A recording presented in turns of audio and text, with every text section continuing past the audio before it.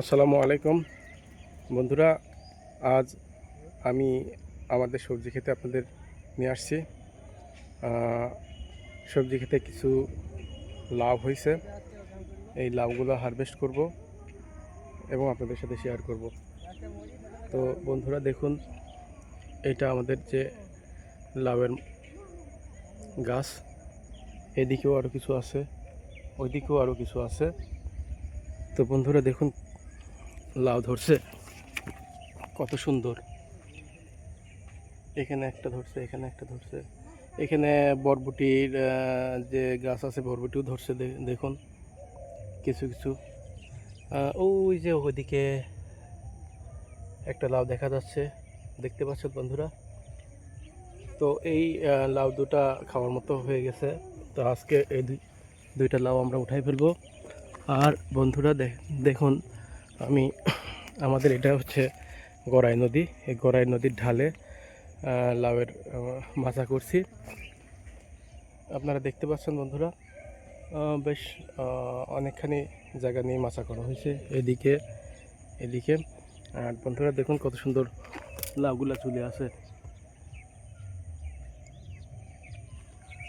ওখানে যে গাছগুলো আছে ওই গাছগুলোতেও বেশ কয়েকটা ধরছে।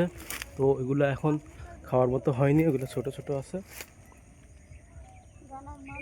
আবার দেখুন বন্ধুরা, এই এই এই গাছটাতেও বেশ কয়েকটা ধরছে।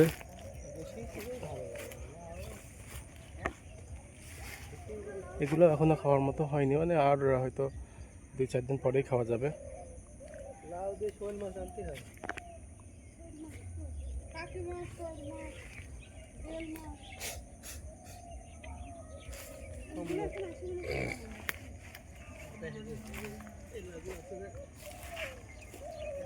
তো বন্ধুরা আজকে লাউ আমরা হারভেস্ট করব, এটা আপনাদের সাথে একটু শেয়ার করব। বুড়ি, তিশা বুড়ি, তুমি কি লাউ হারভেস্ট করবা? তুমি লাউ তুলবা? আসো। হ্যাঁ,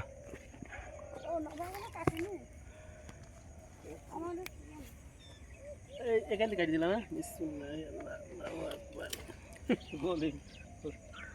খুব সুন্দর লাউ হয়েছে। তো বন্ধুরা আসলে এই লাউ আর বাজারের লাউয়ের মধ্যে অনেক ডিফারেন্স। আমরা বাজারের লাউ কিনে খেয়েছি, তো সেই লাউয়ের স্বাদ আর এই লাউয়ের স্বাদ অনেকটাই ভিন্ন। এই লাউগুলা যথেষ্ট পরিমাণ নরম হয়, আর বাজারের লাউগুলা দেখছি স্বাদ এতটা সুন্দর হয় না। বন্ধুরা আমাদের এখানে আসলে আমরা যে চাষ করছি এটা মূলত আমরা খাওয়ার জন্যই চাষ করছি। এখানে রাসায়নিক সার আমরা ব্যবহার করছি না, আমরা শুধু কম্পোস্ট গোবরের সার ব্যবহার করছি, জৈব সারগুলাই বেশি ব্যবহার করছি। তো যার কারণে লাউগুলা খুব সুস্বাদু। ওই যে আমাদের তিশা বুড়ি সকালবেলা চলে আসছে লাউ হারভেস্ট করার জন্য।